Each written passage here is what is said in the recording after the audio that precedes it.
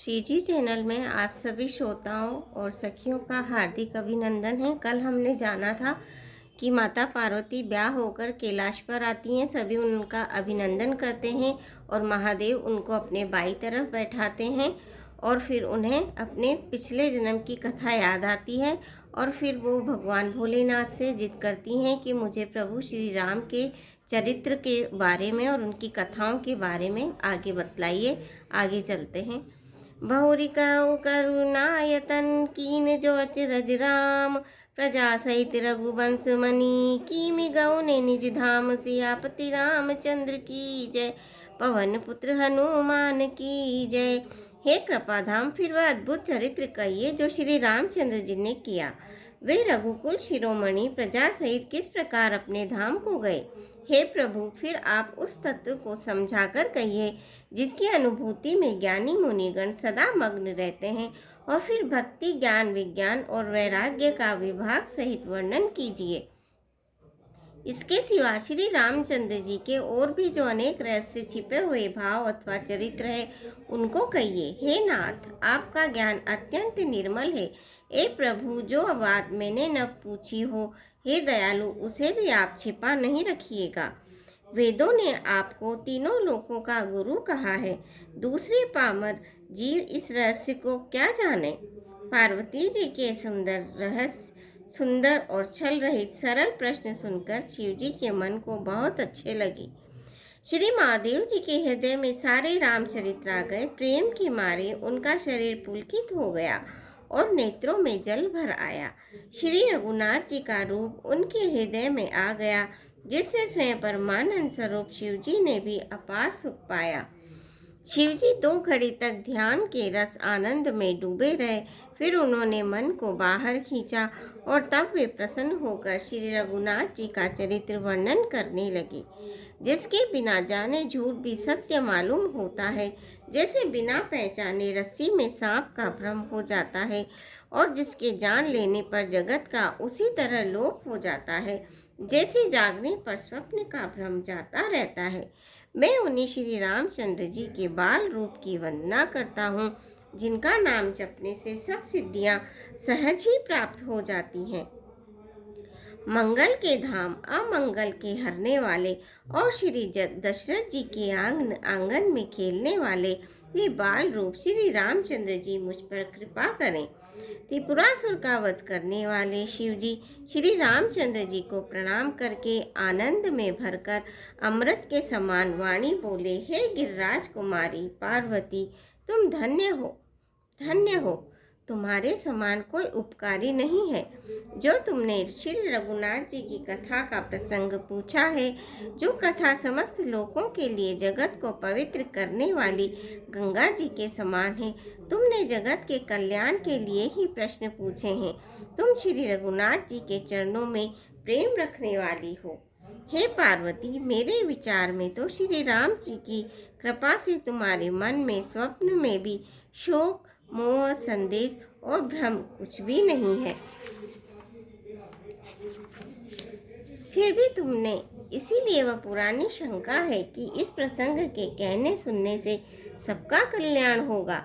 जिन्होंने अपने कानों से भगवान की कथा नहीं सुनी, उनके कानों के छिद्र सांप के बिल के समान हैं। जिन्होंने अपने नेत्रों के संतों के दर्शन नहीं किए, उनके वे नेत्र मोर के पंखों पर दिखने वाले नकली आँखों की गिनती में हैं। वे सिर कड़वी तुम्बी के समान है, जो श्री हरि और गुरु के चरण तल पर नहीं झुकते। जिन्होंने भगवान की भक्ति को अपने हृदय में स्थान नहीं दिया, वे प्राणी जीते हुए ही मुर्दे के समान हैं। जो जीव श्री रामचंद्र जी के गुणों का गान नहीं करती, वो मेंढक की जीभ के समान है। वह हृदय व्रज के समान और कड़ा निष्ठुर है, जो भगवान के चरित्र सुनकर हर्षित नहीं होता। हे पार्वती, श्री रामचंद्र जी की लीला सुनो। वह देवताओं का कल्याण करने वाली और दैत्यों के विशेष रूप से मोहित करने वाली है। श्री रामचंद्र जी की कथा कामधेनु के समान सेवा करने से सब सुखों को देने वाली है और सत्पुरुषों के समाज ही सब देवताओं के लोक है। ऐसा जानकर इसे कौन न सुनेगा। श्री रामचंद्र जी की कथा हाथ की सुंदर ताली है जो संदेह रूपी पक्षियों को उड़ा देती है। फिर राम कथा कलयुग रूपी वृक्ष को काटने के लिए कुल्हाड़ी है। हे गिरिराज कुमारी, तुम इसे आदर पूर्वक सुनो। वेदों ने श्री रामचंद्र जी के सुंदर नाम, गुण, चरित्र, जन्म और कर्म सभी अनगणित कहे हैं। जिस प्रकार भगवान श्री रामचंद्र जी अनंत हैं, उसी तरह उनकी कथा, कीर्ति और गुण भी अनंत है। तो भी तुम्हारी अत्यंत प्रीति देखकर जैसा कुछ मैंने सुना है और जैसी मेरी बुद्धि है, उसी के अनुसार मैं कहूँगा। हे पार्वती, तुम्हारा प्रश्न स्वाभाविक ही सुंदर, सुखदायक और संत सम्मत है और मुझे तो बहुत ही अच्छा लगा है। परंतु हे पार्वती, एक बात मुझे अच्छी नहीं लगी। यद्यपि वह तुमने मोह के वश होकर ही कही है। तुमने जो ये कहा कि वे राम कोई और हैं जिन्हें वेद गाते और मुनि जन जिनका ध्यान करते हैं, जो मोह रूपी पिशाच के द्वारा ग्रस्त हैं, पाखंडी हैं, भगवान के चरणों से विमुख है और जो झूठ सच कुछ भी नहीं जानते, ऐसे अधम मनुष्य ही इस तरह कहते सुनते हैं। जो अज्ञानी, मूर्ख, अंधे और भाग्यहीन है और जिनके मन रूपी दर्पण पर विषय रूपी कोई जमी हुई है, जो व्याभिचारी, छली और बड़े कुटिल है और जिन्होंने कभी स्वप्न में भी संत समाज के दर्शन नहीं किए और जिन्हें अपनी लाभ हानि नहीं सूझती, वे ही ऐसी वेद विरूपी बातें कहा करते हैं। जिनका हृदय रूपी दर्पण मेला है और जो नेत्रों से हीन है, वे बेचारे श्री रामचंद्र जी का रूप कैसे देखें। जिनको निर्गुण सगुण कुछ भी विवेक नहीं है, जो अनेक मंत गणंत बातें बका करते हैं, जो श्री हरि के माया के वश में होकर जगत में जन्म और मृत्यु के चक्र में भ्रमते फिरते हैं, उनके लिए कुछ भी कह डालना असंभव नहीं है। जिन्हें वायु का रोग, सन्निपात, उन्माद आदि हो गया हो, जो भूत के वश हो गए हैं, जो नशे में चूर है, ऐसे लोग विचार कर वचन नहीं बोलते। जिन्होंने महामोह रूपी मदरा भी पी रखी है, उनके कहने पर कान न देना चाहिए। अपने हृदय में ऐसा विचार करके संदेह छोड़ दो और श्री रामचंद्र जी के चरणों को भजो। हे पार्वती, भ्रम रूपी अंधकार के नाश करने के लिए सूर्य की किरणों के समान मेरे वचनों को सुनो। सगुण और निर्गुण में कुछ भी भेद नहीं है। मुनि, पुराण, पंडित और वेद सभी ऐसा कहते हैं। जो निर्गुण, अरूप, निराकार, अलख, अव्यक्त और अजन्मा है, वही भक्तों के प्रेम वश सगुण हो जाता है। जो निर्गुण है वही सगुण कैसे? जैसे जल और ओले में भेद नहीं है, दोनों जल ही है, ऐसे ही निर्गुण और सगुण एक ही है। जिसका नाम भ्रम रूपी अंधकार के मिटाने के लिए सूर्य है, उसके लिए मोह का प्रसंग भी कैसे कहा जा सकता है। श्री रामचंद्र जी सच्चिदानंद स्वरूप सूर्य हैं। वहाँ मोह रूपी रात्रि का लवलेश भी नहीं है। वे स्वभाव से ही प्रकाश रूप और श्रेष्ठ युक्त भगवान हैं। वहाँ तो विज्ञान रूपी प्रातः काल भी नहीं होता। अज्ञान रूपी रात्रि भी हो तब भी विज्ञान रूपी प्रातः काल हो। भगवान तो नित्य ज्ञान स्वरूप है। हर्ष, शोक, ज्ञान, अज्ञान, अहंता और अभिमान, ये सब जीव के धर्म है। श्री रामचंद्र जी तो व्यापक ब्रह्म, परमानंद स्वरूप, परात्पर प्रभु और पुराण पुरुष है। इस बात को सारा जगत जानता है।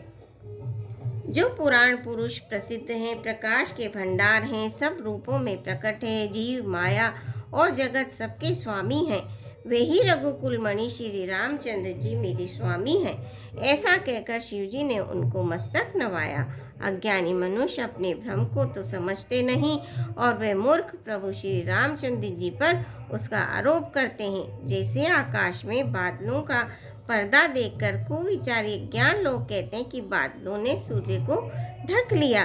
जो मनुष्य आंख में उंगली लगाकर देखता है, उसके लिए तो 2 चंद्रमा प्रत्यक्ष हैं। हे पार्वती, श्री रामचंद्र जी के विषय में इस प्रकार मोह की कल्पना करना वैसा ही है जैसा आकाश में अंधकार, धुएं और धूल का सोहना। आकाश जैसे निर्मल और निर्लेप है, उसको कोई मलिन या स्पर्श नहीं कर सकता। इसी प्रकार भगवान श्री रामचंद्र जी नित्य निर्मल और निर्लेप हैं। विषय, इंद्रियां, इंद्रियों के देवता और जीवात्मा, ये सब एक की सहायता से एक चेतन होते हैं। अर्थात विषयों का प्रकाश इंद्रियों से, इंद्रियों का इंद्रियों से, देवताओं से और इंद्रिय देवताओं का चेतन जीवात्मा से प्रकाश होता है। इन सब का जो परम प्रकाशक है, अर्थात जिससे इन सब का प्रकाश होता है, वही अनादि ब्रह्म अयोध्या नरेश श्री रामचंद्र जी हैं। यह जगत प्रकाश्य है और श्री रामचंद्र जी इसके प्रकाशक हैं। वे माया के स्वामी और ज्ञान तथा गुणों के धाम हैं, जिनकी सत्ता में मोह की सहायता पाकर जड़ माया भी सत्य सी भासित होती है। रजत सीप महुभास जिमी जथा भानु करबारी, जतपि मृषाति काल सोई भ्रम न सकई को उटारी। सियापति रामचंद्र की जय, पवन पुत्र हनुमान की जय। मंगल भवनिया मंगल हारी, दबौ सुदशरथ अजर बिहारी। दीन दयाल विरद संभारी, हरौ नाथ मम संकट भारी। श्रोता, आज के लिए बस इतना ही। आशा है आप मेरे चैनल को सब्सक्राइब करेंगे, वीडियो को लाइक करेंगे, शेयर करेंगे। धन्यवाद।